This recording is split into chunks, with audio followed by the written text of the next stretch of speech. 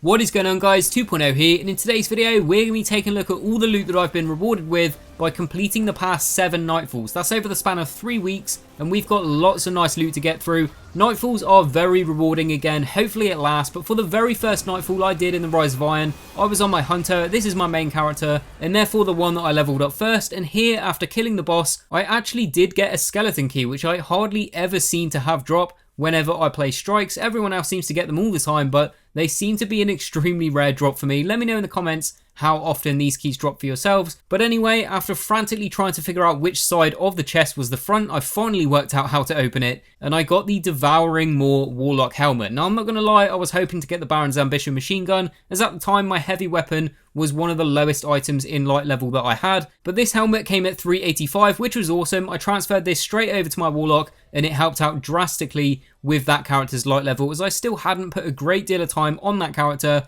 And then for my main reward here, I was given 12 3 of coins. So not an instant increase to my light level, but from these I could potentially gain 3 or 4 more exotic engrams, which would in turn improve my light by a lot. So not too bad there. It is also worth noting that from that chest I got a blue artifact, which turned out to actually drop at 384, when my current highest artifact was only 380, which was actually letting me down quite a lot. So that was a brilliant upgrade to get there. The next week though, I had worked on all 3 characters. So first, again, we'll take a look at the Hunter's loot, and here I got an exotic after taking down the boss. And then for my main reward, I got a 387 rocket launcher, the disassembly required. Now, I did just say that the previous week I was in need of a heavy weapon, as that was one of my lowest items. But after this run, the heavy turned into one of my highest items, 387. Awesome, definitely take that. Next up though, I ran it on my Titan, and here, this was crazy. I got a 388 Zen Meteor. As you can imagine, really happy with that. I did go and put this into my LDR, as I love the upgrades that I have on that.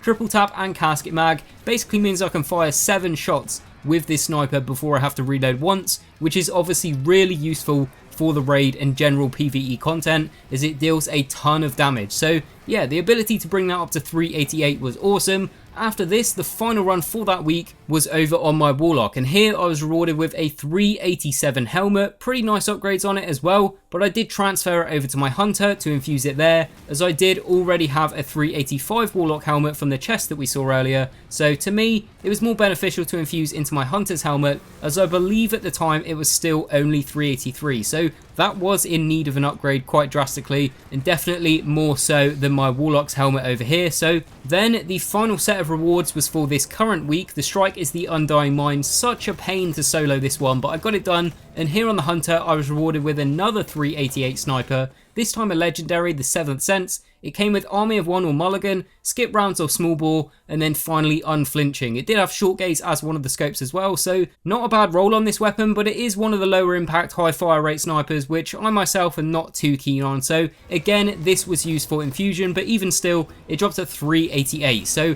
absolutely no complaints there. Next up, the Warlock. Now this one was funny. The reward would usually be something that I would be extremely disappointed in, but in this case, it was welcomed. I got a Vanguard Ghost Shell, but fortunately for me, it dropped at 387. Now, I did already have a 387 Ghost from the recent Iron Banner, but it was my only one, and I transferred it over to my Warlock from my Hunter, specifically for this Nightfall run, as it put my overall light level here up to 387, so now I have 2 387 Ghost Shells, saves transferring that across. And I did infuse this Vanguard Ghost Shell into the Dread Explorer shell, as that ghost does come with max stats on Intellect Discipline, which is exactly what I want to use over on my Warlock here for a tier 12 build. So now that's 387, and then I got a Sparrow Toolkit as well, and you can see there, the Sparrow Toolkits will always reward a Sparrow that you don't currently own, and I did actually have all the Sparrows that can possibly drop from these kits, apart from one, and in typical Destiny fashion, that one just so happened to be my favourite looking out of all of them, and the one that I've wanted for ages. So I was actually guaranteed to get it this time, and it was the Soul Scout, the Solar Sparrow.